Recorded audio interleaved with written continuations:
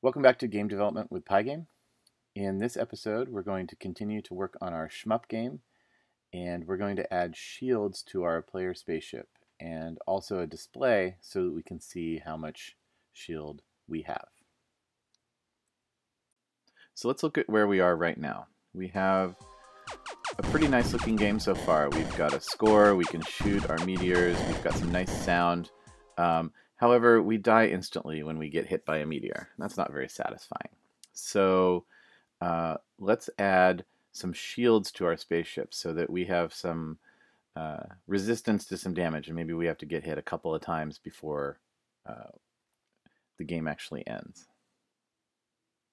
So what we need to do is, on our player, we're going to add a value here called shield. That's just going to be a measure of how much shield we have. We're just gonna have that be from 0 to 100 right now. So 100 means you have maximum shields. And then every time you get hit by a meteor, you're going to lose some amount of shield. And we could make that relative to the size of the meteor, right? Because on every mob we have a radius set. So we can just use that radius to calculate the amount of damage that mob should do as well. So if we go down to where we have the mobs hitting the player, and this is where we want to make the changes. So the first thing we want to change is I want to change this false to a true in the sprite collide command, because I want those mobs to disappear now. I don't want them to continue in existence, because then they would hit us, we would lose some shield. They still exist, so they're going to move a little bit farther the next frame of the animation. So they'll still exist, so they'll count as hitting us again, so they'll pretty much instantly remove our entire shield. So we're going to have the meteors will disappear when they hit us. And then remember, we might possibly get hit by more than one. So this will be a list of all the sprites that hit us. So we're going to actually loop through them and say for hit in hits. So we're going to go through each one of the ones that hit us, and for each one that hit us we can take away some shield. So player.shield, we're going to subtract whatever the radius of the hit was times 2. So essentially the damage will be the diameter of the circle for each thing. So the tiny meteors will do a tiny amount of damage, and the really big meteors will do a lot of damage. And then we don't want to instantly quit, so we're going to say if the player shield is less than or equal to 0, that's when you're going to end the game. Okay. So now if we run it, we should see, see, that one hit me, that one hit me. So it took 2 of them to knock me out. That big one did a lot of damage. We can try it one more time and see if I let a couple of the smaller ones hit me. Yeah, I probably am getting low now. You can see it's kind of frustrating when you can't see what your shield is. Yeah, so now of course it's very frustrating to not be able to see what your shield is.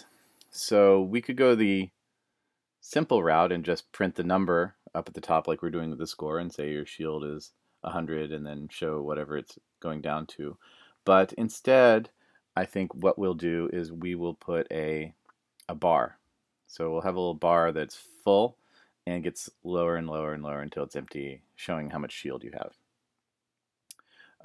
Oh, and one other thing you might have noticed, you might not have noticed, is that since we're deleting the mob here when it hits us, then eventually we're going to have fewer mobs, right? Just like what happened when we shoot them. If we keep letting them disappear, then eventually there won't be any more in that mobs group, because we spawned 8 at the beginning, right? And so whenever we shoot one, we spawn a new one.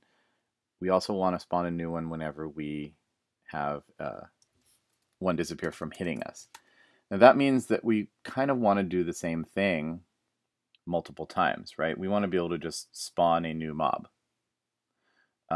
So spawning a new mob is these 3 steps, right? Make a mob, add it to the groups, and if you notice down here, make a mob, add it to the new groups. That's what we would also have to do down here. So that's a lot of repeating ourselves. And there's a very common rule of thumb or guideline in programming that says a good programmer doesn't repeat themselves. It's called the DRY principle. Don't repeat yourself.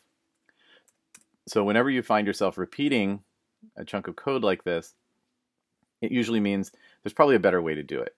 And that better way to do it would be, let's just make a command, right? And that command is just going to be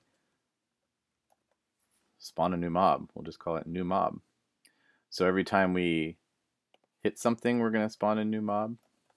Every time we shoot one, we're going to spawn a new mob.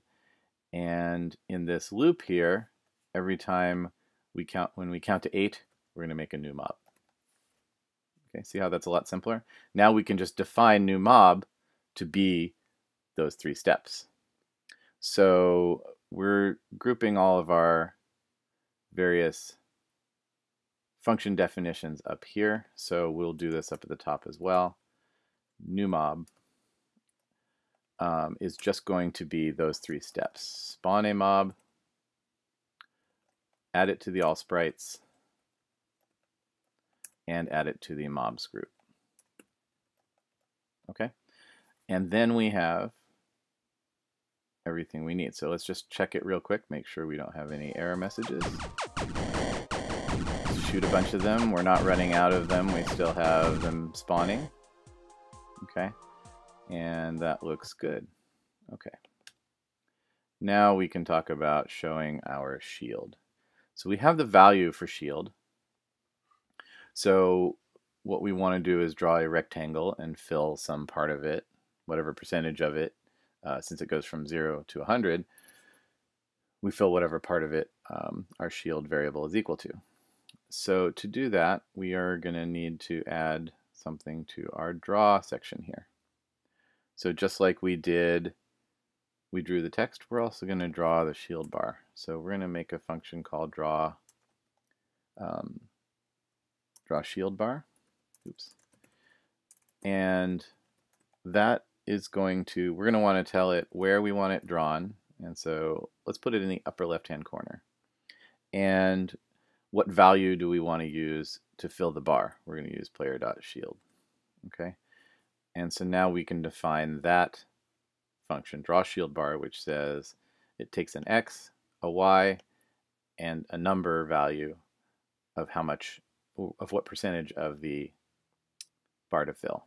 So we'll go back up here to the top again, and we're going to define draw shield bar, x, y, and the percentage. Okay. Now, it's possible in a certain frame of animation, it shouldn't happen, but just in case, we want to be careful if the shield went less than 0. Right now we're telling it to end the loop when the shield gets less than 0. But if we change things around or something else takes away shield, we just want to be a little safe here and say that if the percentage is less than 0, then we're going to set the percentage equal to 0 so that we don't have anything weird happen with our drawing. I don't want our drawing to look kind of odd and have the filled part be outside of the empty part, and it's going to look odd. Okay, and then I'm going to set a couple of constants here for the length. Oops, the length, say 100 pixels, and the height, just so we know what size this bar is. And if we want to adjust it, we can just adjust these 2 settings to have our bar be whatever size we want it to be. Okay, and the filled percentage is going to be, it's going to be whatever percentage we have, right? So percentage divided by 100 times the bar length. That way, if you decide, so right now, if our shield is at 57, then our bar length will be 57. But if we decide to change the bar length to 200, it'll still be 57% of that bar length. So now we need 2 rectangles. We need the outline, the whole bar, and then we need the rectangle portion that needs to be filled to show how much we have. So the outline rectangle is just going to be the overall size of the bar. So that's going to be a rect, and it's going to be at x, y, and its width is going to be bar length, and its height is going to be bar height. And the other rectangle we need is the portion that's going to be filled, and the filled rectangle is going to be a pygame.rect. It's also going to be at x, y, but its width is going to be the fill amount that we just calculated, and its height is still going to be bar height. It's still going to be the same height, it's just going to be shorter. And now we can just draw those two rectangles. So pygame.draw.rect. By the way, I forgot one thing that we need to include on our function. Just like when we did draw text, we needed to say what surface we need to be on. We also need to say what surface we're drawing this bar on.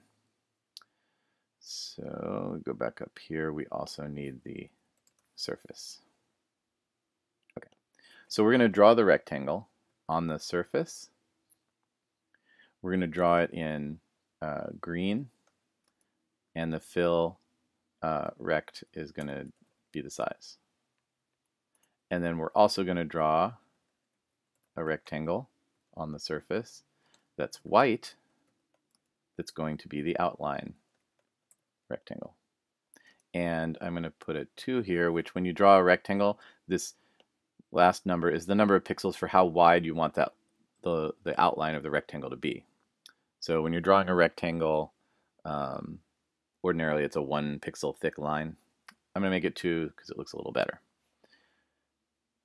So let's see what that looks like now. Okay, so now I have that nice bar up there on the top.